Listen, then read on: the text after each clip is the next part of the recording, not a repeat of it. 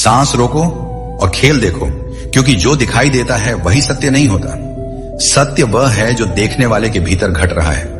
और जब तुम अपनी सांस को कुछ क्षणों के लिए थाम लेते हो तो मन को आदेश नहीं देते, बल्कि उसे अवसर देते हो कि वह अपने असली रूप को प्रकट करे। इस रोक में कोई जोर नहीं है, कोई हिंसा नहीं है। यह रोक ऐसे है जैसे लहर समुद्र से मिलने से पहले एक पल को ठहर जाए, और उसी ठहराव में तुम्हें पहली बार एहसास होता है कि शरीर केवल मांस नहीं बल्कि ऊर्जा का जीवंत क्षेत्र है, जहां हर धड़कन, हर स्पंदन, हर सूक्ष्म कंपन एक गुप्त भाषा में तुमसे बात कर रहा है। अब भीतर उतरने दो अपनी चेतना को। बाहर की दुनिया अपने आप धुंधली होने लगेगी, आवाजें दूर जाती प्रतीत होंगी, समय की पकड़ ढीली पड़ने लगेगी, और उसी क्षण नाभि के आसपास एक हलचल पैदा होगी, जैसे किसी बंद द्वार पर भीतर से दस्तक हो रही हो। यही वह क्षेत्र है जहां बंकनाल का रहस्य छिपा हुआ है। एक ऐसा मार्ग जो सीधा नहीं चलता, जो गणित नहीं मानता, जो तर्क से नहीं खुलता, बल्कि केवल तब सक्रिय होता है जब मन नियंत्रण छोड़ देता है और साक्षी बनने की अनुमति दे देता है।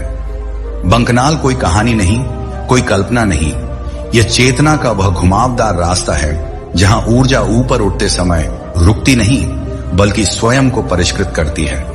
और जैसे ही सांस थमी हुई अवस्था में सहज हो जाती है, यह मार्ग स्वयं प्रकट होने लगता है। न आंखों से दिखाई देता है, न हाथों से पकड़ा जाता है, फिर भी इसका अनुभव शरीर के हर कण में फैलने लगता है।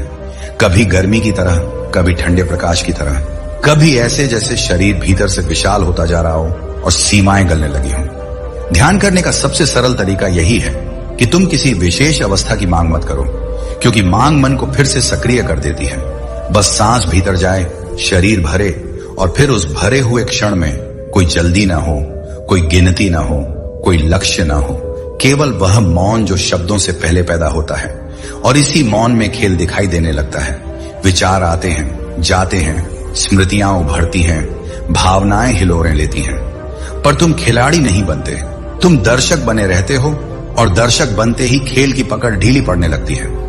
यही वह क्षण है जब साधक और साधना के बीच की दूरी मिटने लगती है, क्योंकि अब तुम ध्यान नहीं कर रहे, ध्यान तुम्हारे भीतर घट रहा है, और इसी घटने में बंकनाल की ऊर्जा ऊपर की ओर बहती है।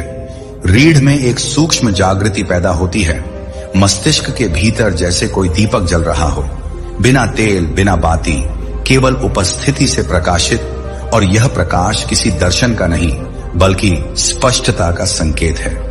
इस अवस्था में भय भी आ सकता है, क्योंकि जो जाना पहचाना है वह टूटने लगता है। शरीर कभी भारी लग सकता है, कभी बिल्कुल हल्का, सांस कभी बहुत सूक्ष्म महसूस होती है, कभी जैसे गायब हो गई हो।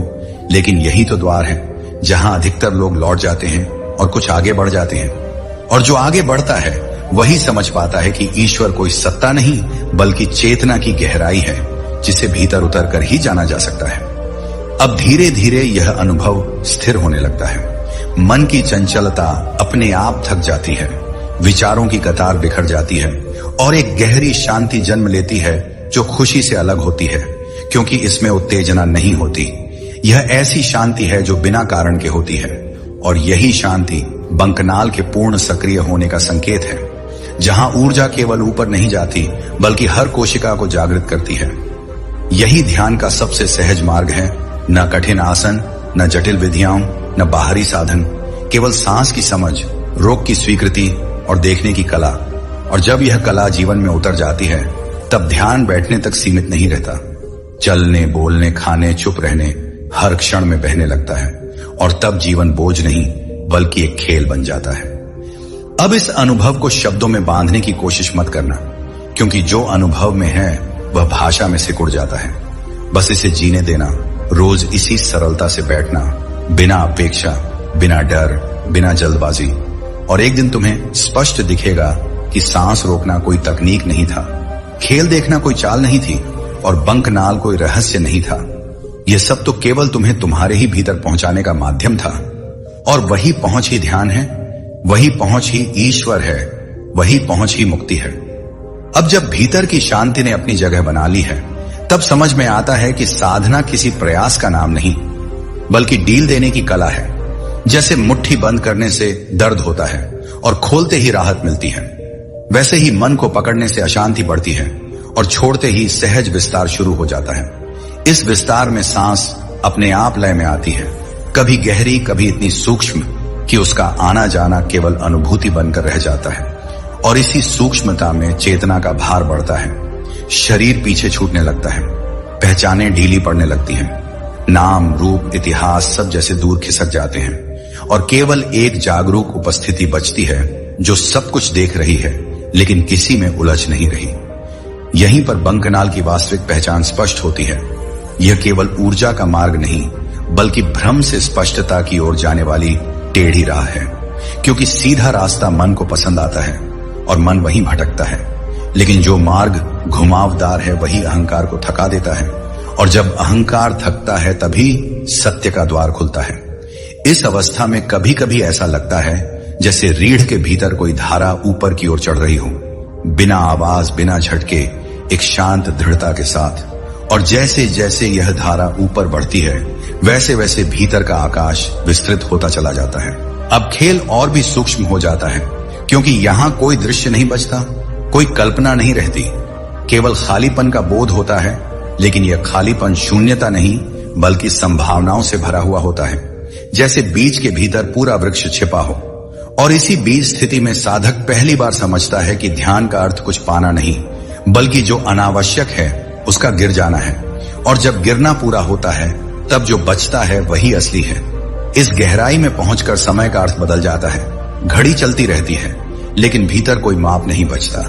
एक क्षण अनंत जैसा और अनंत एक क्षण जैसा महसूस होता है। यही वह बिंदु है जहां भय और आनंद दोनों अप्रासंगिक हो जाते हैं, क्योंकि दोनों ही अनुभव के स्तर पर घटते हैं और यहां अनुभव से पहले की स्थिति प्रकट होती है। एक ऐसी स्थिरता जो न हिलती है, न डगमगाती है, न प्रतिक्रिया देती है, बस उपस्थित रहती है। यही उपस्थित रहना ईश्वर के सबसे निकट की अवस्था है, बिना मूर्ति, बिना कल्पना, बिना कथा। क्योंकि यहां भगवान किसी आकार में नहीं आते, यहां आकार ही विलीन हो जाता है और जो शेष रहता है वही सत्य का स्वाद है, जिसे चखा तो जा सकता है लेकिन बताया नहीं जा सकता। और जब साधक इस स्वाद को पहचान लेता है तब जीवन के छोटे छोटे झटके उसे हिला नहीं पाते, क्योंकि उसने भीतर का केंद्र देख लिया होता है। अब ध्यान धीरे धीरे अभ्यास से अवस्था बन जाता है। बैठना आवश्यक नहीं रह जाता, आंखें बंद करना अनिवार्य नहीं लगता, क्योंकि देखने वाला भीतर स्थिर हो चुका होता है। चलते समय, बोलते समय, मौन में, भीड़ में, एकांत में वही साक्षी बना रहता है। और यही साक्षी भाव जीवन को बोझ से खेल में बदल देता है, जहां हर परिस्थिति शिक्षक बन जाती है और हर क्षण साधना। अब समझ में आता है कि सांस रोकना केवल प्रवेश था, खेल देखना केवल प्रशिक्षण था और बंकनाल केवल संकेत था। असली यात्रा तो उस बिंदु तक पहुंचना थी जहां खोज समाप्त हो जाती है, जहां प्रश्न गल जाते हैं, जहां उत्तर की आवश्यकता नहीं बचती और वही समाप्ति वास्तव में शुरुआत बन जाती है। एक ऐसी शुरुआत जहां जीवन को बदला नहीं जाता बल्कि समझा जाता है। अब कुछ भी थामे रखने की आवश्यकता नहीं, कुछ भी छोड़ने की कोशिश नहीं। जो आता है आने दो, जो जाता है जाने दो। भीतर का आकाश सबको जगह देता है लेकिन किसी से बंधता नहीं। और यही मुक्त चेतना ध्यान का अंतिम स्वाद है, जहां साधक और साधना एक हो जाते हैं, जहां रास्ता और मंजिल अलग नहीं रहते और जहां सांस, शरीर, मन सब एक शांत नृत्य में लीन हो जाते हैं। और तब बिना शब्दों के स्पष्ट हो जाता है कि खेल देखा जा चुका है, रहस्य खुल चुका है और खोज अपने घर लौट आई है। अब चेतना इतनी शांत हो चुकी है कि शांति भी ध्यान भंग नहीं करती। भीतर एक ऐसा ठहराव जन्म ले चुका है जो किसी प्रयास का परिणाम नहीं बल्कि स्वाभाविक विश्राम है। जैसे लंबी यात्रा के बाद शरीर स्वयं बैठ जाना चाहता है, वैसे ही मन अब दौड़ना भूलने लगता है और इसी भूल में असली स्मरण घटता है। वह स्मरण जो बताता है कि तुम कभी बंधे ही नहीं थे, केवल देखने की दिशा उलटी थी। और जब दिशा भीतर की ओर मुड़ती है तब बंकनाल केवल मार्ग नहीं रहता बल्कि अनुभव की धड़कन बन जाता है, एक जीवित कंपन जो बिना आवाज के पूरे अस्तित्व में फैलता है। इस अवस्था में सांस अब रुकती नहीं और चलती भी नहीं, वह केवल होती है, जैसे आकाश में बादल होते हैं, न आना न जाना, बस उपस्थिति। और यही उपस्थिति खेल को अत्यंत सूक्ष्म बना देती है, क्योंकि अब खेल विचारों का नहीं, पहचान का होता है। तुम देखते हो कि कौन देख रहा है और यह देखना किसी प्रश्न से नहीं बल्कि गहन सजगता से उपजता है। जैसे दर्पण स्वयं को नहीं देख सकता, लेकिन प्रतिबिंब के मिटते ही उसकी स्वच्छता स्पष्ट हो जाती है। यहीं पर बंकनाल का सबसे गूढ़ रहस्य खुलता है कि यह ऊपर जाने की प्रक्रिया नहीं बल्कि भीतर पिघलने की घटना है। ऊर्जा चढ़ती नहीं, सीमाएं गिरती हैं, चेतना फैलती नहीं, रुकावटें हटती हैं, और जब यह हटना पूरा होता है तब शरीर और मन के बीच की दीवार पारदर्शी हो जाती है। संवेदनाएं आती हैं लेकिन बांधती नहीं, भाव उठते हैं लेकिन दिशा नहीं बदलते, और यही वह बिंदु है जहां साधक पहली बार मुक्त होते हुए भी अत्यंत साधारण महसूस करता है। अब भीतर कोई खोज नहीं बचती, क्योंकि खोज करने वाला ही ढीला पड़ चुका होता है, और जब खोज ही नहीं रहता तब जो शेष बचता है वही सत्य की सबसे सरल परिभाषा बन जाता है। न ऊंची, न रहस्यमयी, न अलौकिक, बल्कि इतनी सहज कि पहले कभी ध्यान ही नहीं गया। और इसी सहजता में ध्यान का वास्तविक सौंदर्य छिपा है, क्योंकि जो जटिल है वह मन का खेल है और जो सरल है वही अस्तित्व का स्वभाव। इस गहराई में उतरने के बाद जीवन के दृश्य बदलते नहीं, देखने का केंद्र बदल जाता है। वही परिस्थितियां, वही लोग, वही संघर्ष, लेकिन भीतर कोई खिंचाव नहीं, प्रतिक्रिया नहीं, केवल स्पष्टता। और यही स्पष्टता करुणा को जन्म देती है, क्योंकि जो स्वयं को समझ लेता है वह दूसरों से लड़ नहीं सकता, और जो लड़ नहीं सकता वही प्रेम को जी सकता है। अब सांस का महत्व समाप्त नहीं होता बल्कि विलीन हो जाता है। वह साधन से स्थिति बन चुकी होती है, और यही स्थिति चलते फिरते भी बनी रहती है, बिना याद दिलाए, बिना अभ्यास की मांग किए। जैसे आंखें देखने के लिए रोज प्रशिक्षण नहीं मांगती, वैसे ही चेतना अब जागरूक रहने के लिए किसी विधि की मोहताज नहीं रहती। यही वह बिंदु है जहां खेल समाप्त नहीं होता बल्कि समझ में आ जाता है, और समझ आते ही उसकी पकड़ ढीली हो जाती है, क्योंकि जो समझ लिया गया वह बांध नहीं सकता, और जो बांध नहीं सकता वही मुक्त कर देता है। और तब भीतर एक गहरी, स्थिर, अडिग शांति उतरती है, जो न उत्साह है न उदासी, बल्कि दोनों के पार की स्थिति है। अब कुछ कहना शेष नहीं रहता, क्योंकि जो बचा है वह शब्दों से पहले का है, लेकिन फिर भी भीतर एक मौन संवाद चलता रहता है, बिना भाषा, बिना ध्वनि, बिना संकेत, और वही संवाद जीवन को दिशा देता है, बिना आदेश दिए, बिना नियंत्रण किए। और यही सहज प्रवाह ध्यान का अंतिम स्पर्श है, जहां साधक मिट चुका होता है लेकिन चेतना पूर्ण रूप से जीवित होती है। और तब बिना किसी घोषणा के, बिना किसी प्रमाण के, बस भीतर यह साफ हो जाता है कि सांस रोकी गई थी ताकि जीवन को पहली बार सही अर्थ में देखा जा सके। खेल देखा गया था ताकि उससे मुक्त हुआ जा सके, और बंकनाल का रहस्य केवल इसलिए प्रकट हुआ था ताकि तुम स्वयं को घर लौटा सको। अब भीतर जो घट रहा है वह किसी अनुभव की तरह नहीं लगता, क्योंकि अनुभव हमेशा आने जाने वाला होता है, और यहां जो प्रकट हुआ है वह स्थिर है, अडिग है, बिना शुरुआत और बिना अंत के। जैसे आकाश में फैला हुआ विस्तार जिसे पकड़ने की आवश्यकता नहीं होती। और इसी विस्तार में पहली बार यह स्पष्ट होता है कि मन कभी शत्रु नहीं था, वह तो केवल दिशा का भ्रम था। और जैसे ही दिशा बदलती है वैसे ही वही मन शांति का द्वार बन जाता है, क्योंकि अब वह नेतृत्व नहीं कर रहा बल्कि विश्राम कर रहा है। इस विश्राम में सांस का अस्तित्व लगभग अदृश्य हो जाता है, न उसे रोका जा रहा है न छोड़ा जा रहा है, वह बस शरीर की लय में विलीन है। और इसी विलय में बंकनाल का प्रभाव गहराता है। कोई चमक, कोई दृश्य, कोई अलौकिक संकेत नहीं, बल्कि एक ठोस स्थिरता जो पूरे अस्तित्व को एक ही धागे में पिरो देती है, जैसे भीतर और बाहर का भेद अचानक अप्रासंगिक हो गया हो। अब खेल पहचान का नहीं रहा, अब खेल सीमा का है, क्योंकि सीमाएं ही तो बंधन थीं। और जैसे जैसे यह ध्यान गहराता है सीमाएं स्वयं गिरने लगती हैं। शरीर यही है लेकिन उस पर टिकाव नहीं, विचार उठते हैं लेकिन उनसे चिपकाव नहीं, भाव आते हैं लेकिन उनमें बहाव नहीं। और यही वह अवस्था है जहां स्वतंत्रता कोई विचार नहीं बल्कि एक जीवित तथ्य बन जाती है।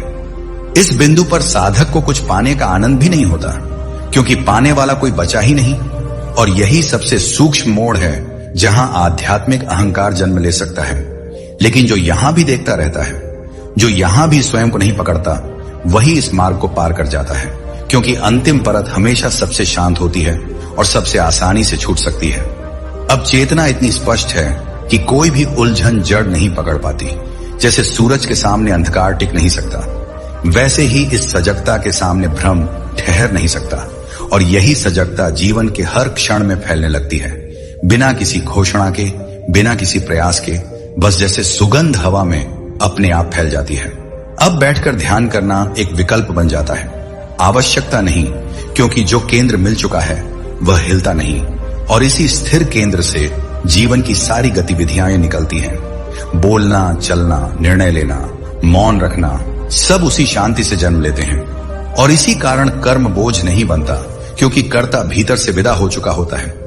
यहीं पर यह भी स्पष्ट होता है कि ईश्वर को खोजा नहीं जाता।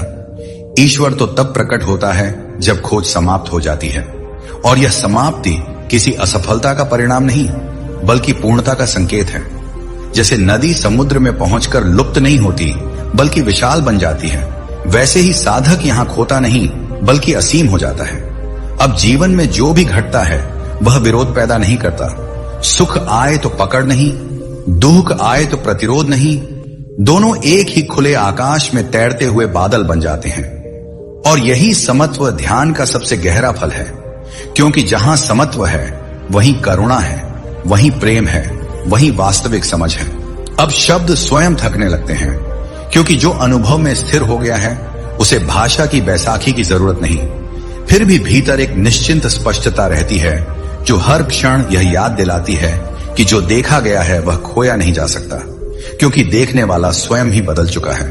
और यहीं इसी मौन भरे विस्तार में, बिना किसी घोषणा, बिना किसी निष्कर्ष, बस ये सहज रूप से प्रकट होता है कि सांस को रोका गया था ताकि जीवन की गति दिखाई दे सके, खेल को देखा गया था ताकि उससे बंधन टूट सके, और बंकनाल का रहस्य इसलिए खुला था ताकि तुम यह जान सको कि तुम कभी सीमित थे ही नहीं, तुम केवल भूल गए थे, और अब स्मरण लौट आया है। अब भीतर की स्थिति इतनी शांत है कि हलचल भी उसे छू नहीं पाती, जैसे गहरे समुद्र की तलहटी पर सतह के तूफान का कोई असर नहीं होता। और इसी तलहटी में पहली बार यह अनुभूति स्पष्ट होती है कि जीवन को नियंत्रित करने की जरूरत कभी थी ही नहीं, क्योंकि जो नियंत्रित करने की कोशिश करता था वही अशांति का कारण था। और जैसे ही वह प्रयास ढीला पड़ा, वैसे ही अस्तित्व ने स्वयं को संभाल लिया। सांस अपनी गति में, हृदय अपने ताल में, चेतना अपने विस्तार में सहज हो गई। यहां बंकनाल किसी रहस्यमयी संरचना की तरह नहीं, बल्कि एक स्वाभाविक प्रवाह की तरह महसूस होती है। जैसे नदी को समुद्र तक पहुंचने के लिए किसी नक्शे की जरूरत नहीं होती, वैसे ही ऊर्जा को ऊपर उठने के लिए किसी आदेश की आवश्यकता नहीं। जब प्रतिरोध हटता है तब मार्ग अपने आप प्रकट हो जाता है, और यही हटना ध्यान की सबसे गहरी क्रिया है, जिसमें कुछ किया नहीं जाता, केवल जो बाधा था उसे गिरने दिया जाता है। अब खेल इतना सूक्ष्म हो चुका है कि देखने और देखे जाने के बीच का अंतर भी पिघलने लगता है। कोई स्पष्ट सीमा नहीं बचती कि यहां मैं हूं और वहां अनुभव है। सब कुछ एक ही खुले विस्तार में घट रहा होता है, और इसी एकता में भय का अंतिम अंश भी समाप्त हो जाता है, क्योंकि भय हमेशा दो के बीच जन्म लेता है, और जहां एक ही शेष रह जाता है वहां डर टिक नहीं सकता। इस अवस्था में शरीर अपने आप हल्का हो जाता है, जैसे उसका भार चेतना ने उठा लिया हो। संवेदनाएं आती हैं लेकिन बोझ नहीं बनती, सुख स्पर्श करता है लेकिन बांधता नहीं, पीड़ा आती है लेकिन पहचान नहीं बनती। और यही वह संतुलन है जहां जीवन पहली बार संघर्ष के बिना जिया जाता है, बिना भागे, बिना थामे, बिना उलझे। अब ध्यान किसी अभ्यास का परिणाम नहीं, बल्कि अस्तित्व की स्वाभाविक सुगंध बन चुका होता है। जैसे फूल खुशबू फैलाने के लिए कोई योजना नहीं बनाता, वैसे ही जागरूकता फैलती है, और यह फैलाव भीतर सीमित नहीं रहता। बोलचाल में, दृष्टि में, स्पर्श में, मौन में, हर जगह एक ही स्पष्टता झलकने लगती है, और यही स्पष्टता दूसरों के लिए भी एक मौन आमंत्रण बन जाती है। यहीं पर यह भी समझ में आता है कि खेल देखने का अर्थ उदासीन होना नहीं, बल्कि पूरी तरह उपस्थित होना है। इतना उपस्थित कि प्रतिक्रिया की आवश्यकता ही न रहे, क्योंकि प्रतिक्रिया हमेशा अतीत से आती है और उपस्थिति वर्तमान में रहती है, और जो वर्तमान में टिक गया वही मुक्त है, वही जीवित है, वही वास्तविक है। अब कुछ भी सिद्ध करने की जरूरत नहीं, क्योंकि जो भीतर स्थिर है उसे प्रमाण की आवश्यकता नहीं होती, और जो प्रमाण ढूंढता है वह अभी भी बाहर देख रहा होता है। लेकिन यहां दृष्टि पूरी तरह भीतर लौट चुकी है, और भीतर का आकाश इतना विशाल है कि उसमें हर प्रश्न स्वयं गल जाता है। इस गहराई में पहुंचकर यह भी स्पष्ट होता है कि साधना का कोई अंत नहीं, क्योंकि अंत का अर्थ होता है सीमा, और यहां सीमाएं ही नहीं बची, केवल एक निरंतर बहाव है जो कभी शांत, कभी सक्रिय, लेकिन हमेशा सजग रहता है। और यही सजगता जीवन को बोझ नहीं बल्कि उत्सव बना देती है, बिना शोर के, बिना दिखावे के, बस एक शांत आनंद के रूप में। अब शब्द स्वयं गिरने लगते हैं, क्योंकि जो प्रकट हुआ है वह भाषा से पहले का है। फिर भी यदि कुछ कहना हो तो इतना ही कि सांस को थामना केवल द्वार था, खेल को देखना केवल प्रशिक्षण था, और बंकनाल का रहस्य केवल संकेत था। असली घटना तो यह थी कि देखने वाला स्वयं बदल गया, और वही परिवर्तन ध्यान की सबसे गहरी उपलब्धि है। और इसी मौन, इसी विस्तार, इसी अचल उपस्थिति में, बिना किसी घोषणा, बिना किसी विराम, यह अनुभूति स्थिर हो जाती है कि जो खोजा जा रहा था वह कभी खोया ही नहीं था। बस ध्यान की रोशनी उस पर पड़ी नहीं थी, अब रोशनी जल चुकी है, और वही प्रकाश जीवन बन गया है। अब जो शेष है वह किसी अवस्था का नाम नहीं मांगता, क्योंकि नाम हमेशा सीमाएं खींचते हैं, और यहां कोई रेखा खींची ही नहीं जा सकती। भीतर एक ऐसा विस्तार है जो स्वयं को अनुभव नहीं कहता, फिर भी हर अनुभव उसी में जन्म लेता है। जैसे आकाश स्वयं को आकाश नहीं कहता, लेकिन हर उड़ान उसी में संभव होती है। और इसी विस्तार में यह पहली बार साफ दिखता है कि साधक कभी मार्ग पर नहीं था, मार्ग ही साधक के भीतर धीरे धीरे प्रकट हो रहा था। हर ठहराव के साथ, हर सहज श्वास के साथ, हर उस क्षण के साथ जब देखने वाला हस्तक्षेप करना भूल गया। यहां बंकनाल अब किसी दिशा की ओर संकेत नहीं करती, क्योंकि दिशा तब तक मायने रखती है जब तक गंतव्य अलग हो, और यहां गंतव्य और यात्रा एक दूसरे में घुल चुके हैं। ऊर्जा न ऊपर जाती है न नीचे, वह केवल फैलती है, जैसे जल में गिरा रंग पूरे पात्र को अपने आप रंग देता है। और इसी फैलाव में शरीर की सीमाएं केवल सुविधा भर रह जाती है, पहचान नहीं, बोझ नहीं, कैद नहीं। अब खेल इतना शांत हो गया है कि उसे खेल कहना भी ठीक नहीं लगता, क्योंकि खेल में भी किसी न किसी तरह की उत्तेजना होती है। और यहां जो है वह गहन विश्राम है, ऐसा विश्राम जो नींद नहीं है, क्योंकि सजगता पूर्ण है, और जागृति नहीं है, क्योंकि कोई प्रयास नहीं। ये दोनों के पार की स्थिति है, जहां जीवन स्वयं को बिना किसी तनाव के जी रहा होता है। इस बिंदु पर भीतर कोई प्रश्न उठता भी है तो वह उत्तर की मांग नहीं करता, वह केवल उठकर विलीन हो जाता है, जैसे लहर उठती है और समुद्र में ही समा जाती है। और यही विलय सबसे बड़ा संकेत है कि मन अब केंद्र नहीं रहा। केंद्र अब वह मौन है जिसमें सब कुछ आता जाता है, लेकिन कुछ ठहरता नहीं। यहां करुणा किसी नैतिक विचार से नहीं बल्कि स्वाभाविक समझ से जन्म लेती है, क्योंकि जब भीतर विभाजन नहीं बचता तो बाहर भी विरोध नहीं टिकता, दूसरे का दुख अलग नहीं लगता, दूसरे की खुशी प्रतिस्पर्धा नहीं बनती। सब कुछ उसी एक चेतना की अलग अलग लहरें दिखाई देती हैं, और यही दृष्टि जीवन को कठोर होने से बचा लेती है। अब साधना कोई विशेष समय नहीं मांगती, क्योंकि समय का दबाव ही ढीला पड़ चुका है। सुबह और शाम केवल घड़ी के संकेत हैं, भीतर की चेतना उनके अनुसार नहीं चलती, वह हर क्षण समान रूप से उपस्थित रहती है।